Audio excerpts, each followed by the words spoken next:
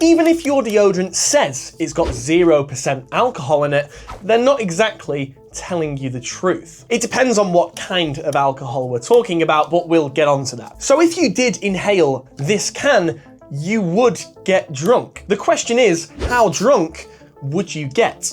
And what's the other chemical inside deodorants that if you inhaled would get you high? I'm Lewis, I research stuff for a living, and every study I've used will be in the description, as per usual. So why do deodorants have alcohol in them to begin with, even if it does say 0% alcohol?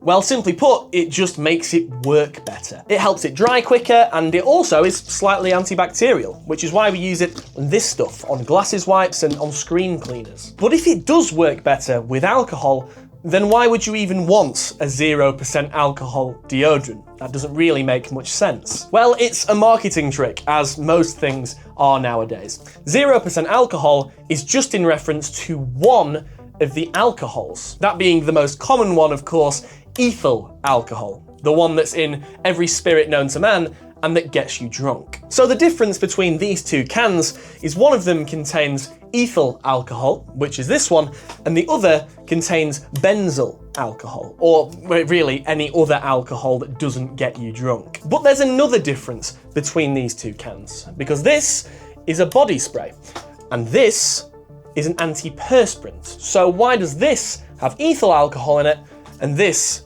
doesn't? Well, it's to do with how they both function. An antiperspirant, for example, is made to stop you from sweating. It's sweat prevention or sweat control.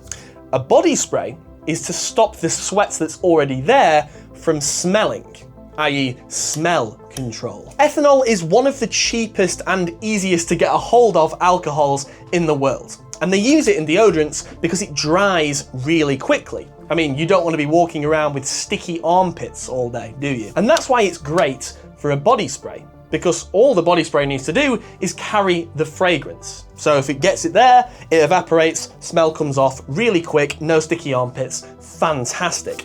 However, if you were to use it in an antiperspirant, it would take away some of the functionality of it. The antiperspirant delivers aluminum salts. Sorry, I'm British. Aluminium salts. These salts are what blocks the sweat glands to stop you from sweating. However, they need time on the skin in order to do their job. So if you used ethanol and it just evaporated really quickly, well, the deodorant wouldn't last that long at all. So throw out your antiperspirants. How many cans of Axe body spray do you need to consume to get drunk? And before I tell you this, I do need to say, do not try it. It's extremely dangerous for many reasons that we will cover. But hypothetically, if we do the math, the average 150 milliliter can of body spray contains about 75 milliliters or 59 grams of pure alcohol. That is around 5 shots of vodka. Now we're getting serious. So one of these cans would get you sufficiently seasoned, but 2 or 3 of these cans would put you in blackout territory, let's be honest. But while I was researching this, I found a few more chemicals that are used in deodorants that interested me because they can get you high. So out of morbid curiosity, I want to know what happens first. Will you get drunk or will you get high after inhaling a full can of body spray?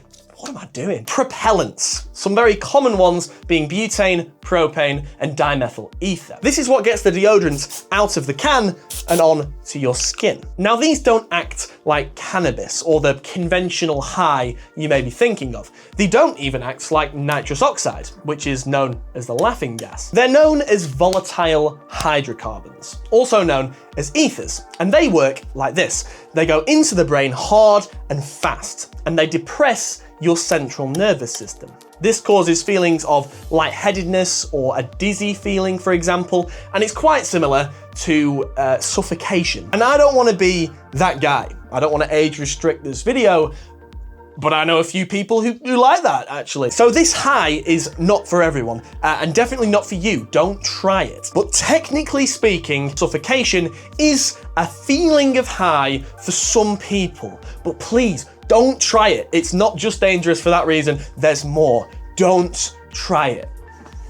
But theoretically, if you did, a typical 150 milliliter can of deodorant, there goes the lid, contains around 30 to 50 grams of propellant. And that's around equivalent to 30 to 100 short sprays. Now, some people like to assume that you could probably get away with 1 or 2 short inhalations, but little do they know, if you inhale even 1 or 2 large huffs, you're going to end up in hospital. Lethal heart arrhythmias, seizures, and immediate loss of consciousness. So yes, you would get high first before you got drunk, but it also comes with a higher risk of immediate death. So don't try and suffocate people, unless it's consensual. But the thing is, something would happen way before you got either drunk or high from a can of deodorant. And it's got to do with some of the chemicals that they mix with the alcohol. Now, companies couldn't just sell a can of alcohol to someone under the age of 18, but at least in the UK, you can buy deodorant from 13 plus.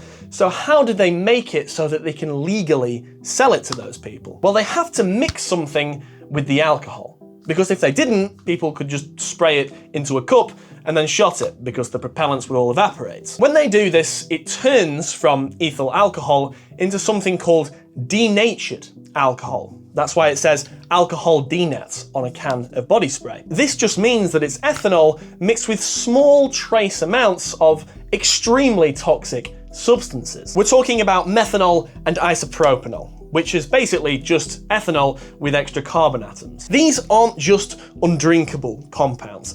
If you were to consume a high enough dose of stuff like this, you would have organ failure and immediate loss of sight, and oh, of course, yes, instant death is a very large possibility. And that's not even taking into account the other ingredients in deodorant, like the aluminium salts, the fatty alcohols, the fragrances. They all do the same thing. It's just toxic for you. It's basically the equivalent of trying to eat tin foil, and you wouldn't do that, would you? I hope not. But that being said, you can do other things with deodorant apart from smelling nice. For instance, if you have permanent marker on a whiteboard, spray some deodorant on it, and it will wipe straight off. Also, if you were to spray a can of deodorant at some polystyrene, it would cut straight through it, almost like a blowtorch, but without any heat. Do you know why? Well, that's today's homework. If you know it, you can flex on everybody in the comments. I'll make sure to pin the first person who does it. So maybe it's better left for science experiments and not for taking shots. Let's be real. Do you think there's a limit to human intelligence? Because I don't, and I have proof. It's in this video up here. But if not, make sure to subscribe, and I'll see you another time. Cheers.